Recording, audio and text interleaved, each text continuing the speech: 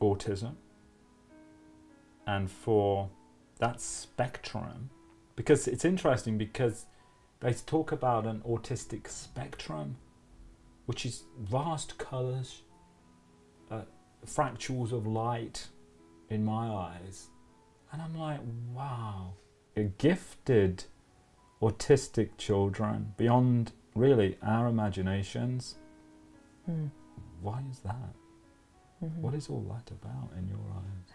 Well, I'd like to think that they're here to point things out to us and to change us. You know, some of Daisy's best attributes are her honesty, her ability to forgive very quickly and move on from a situation. She's also quite energetically aware, and I see that as a real gift that she has. So another piece of advice, find something that they enjoy doing, that they're passionate about. And what does Daisy enjoy doing and is passionate about? Well, it's changed from sewing to making cards, but now it's photography.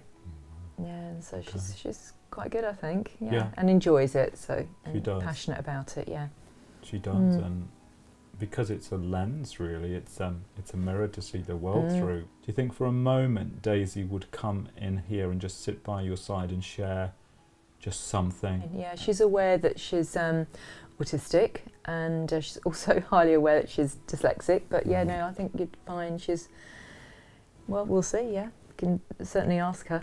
Great. Yeah. Daisy has arrived. We're going to see Daisy in a moment. But what was interesting that Daisy is fascinated with photography, and it's her current passion. And there's a beautiful picture of a tiger in her book that she's brought down. And I immediately think of Peter Levine and Waking the Tiger and Somatic Experiencing. That's been very powerful for me to heal my trauma, healing my trauma. And my leg is now vibrating, and I'm not frightened to show you my leg, although I would have been in the past, because trauma froze me. Trauma made me feel that I couldn't move. And yet this is a release of fear, so I'm frightened. Why am I frightened? Well, it's past memories, past fear memories. Also, David Berceli's work is this work where I'm vibrating my legs. I'm honoured to be here with you and to be able to be frightened in your presence. So there's my fear. My frustration is around my nose and my anger is around my neck. I see you. Bright-eyed, big eyes, a lot of an awareness. You've got huge awareness. You have to have huge awareness to be able to photograph animals.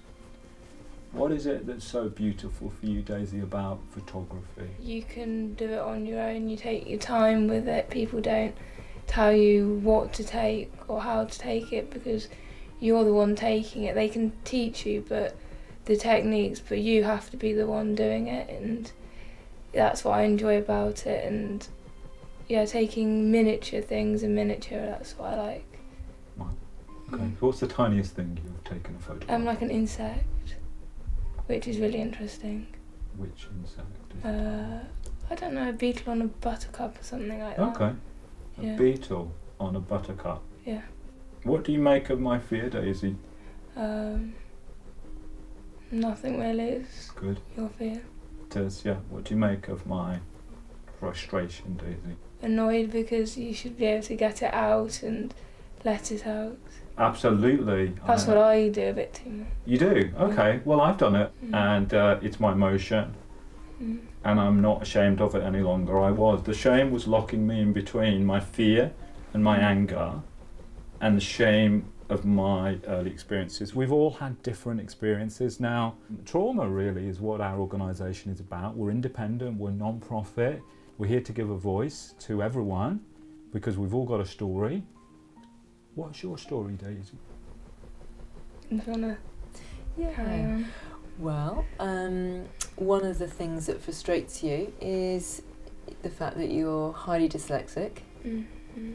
And you would love to pass your English functional level 2, and you get quite frustrated about that. So is there something about that you have to learn to live with it, and the more you to practice it and do it, the better and the more capable you are at resilience and things with other things. So it can be frustrating at the time, but in the long run it's not as frustrating as being able to do it first time. Yes.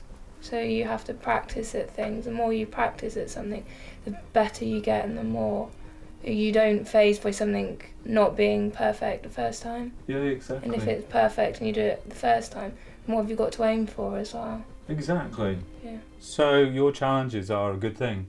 Yeah. Absolutely. So how have you come to this awareness that your challenges are a good thing?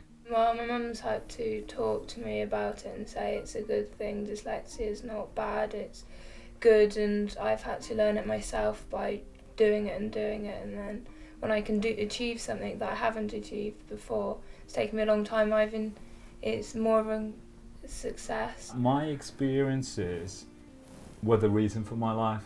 Why I share it is because I feel in tune with you, because I see a kindred spirit. I see somebody who is prepared to release their emotions. For me, my biggest one is fear. I've been easily angry. And frustrated. Because as a man, it's easy for me to be angry, but it's not so easy for me to be frightened, especially on camera. So you're able to tap into that frustration. How do you process that frustration for you? How does it work?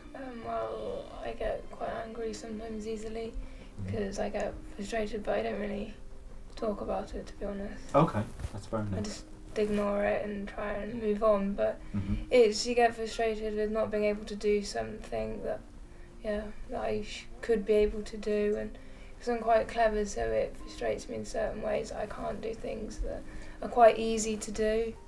They're easier than what other things I can do. Yeah. And it's interesting, before you came in, because we were talking about a spectrum of light, and I know I've heard autism described as a spectrum, you know, that you're on this amazing spectrum, really much higher spectrum than us so-called unautistic, which I hate the labels, people are. And I'm like, actually, you've got the wisdom, you've got the knowledge, you've got a higher understanding in my eyes, and I think you know that, don't you? Yeah. People who are different, they have higher understanding, and they're actually more better in the world than people who are actually labelled as normal, because that's what they always try and say at our school. They have to make sure that they understand that, because you can put a normal person's brain into a computer, and computers can do it these days, but other people who think outside the box, you can't put their brain into a computer, because the computer will just go corrupt because it doesn't understand the information. Exactly. It's not logic. Exactly. So in other words, we're frightened of you because you have a higher level of awareness. Yeah. I agree with that. Congratulations.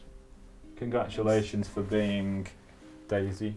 Your mother was sharing, about challenges, a depth of understanding that you have as a family, and it's pretty amazing for me that you're both sitting here. It's pretty amazing that you're both together. It's pretty amazing that you can share something together, really something magical. What is the magical thing for you about your life? It's a journey, so long time. Take your time with things and don't rush with anything, and just enjoy the journey, because when you get there, the destination is a bit like, well, what have you done if you don't enjoy the journey? Because that's what I find with things. If I do it really quickly and get to the destination, then, well, it's wasted time. So I spend my time doing the journey, and then the destination will be more magical and interesting to me. I want to do a drum roll, so I just want to thank you, because my fear is suddenly, and I don't do this is just intuitive, has stopped for some reason, because I've heard a truth. I've heard a soul note. When I hear the truth, I stop and I say drum roll. Thank you. Taking some fear away from me, Daisy Turnbull. That's good. Bless you. Thanks. Thank you.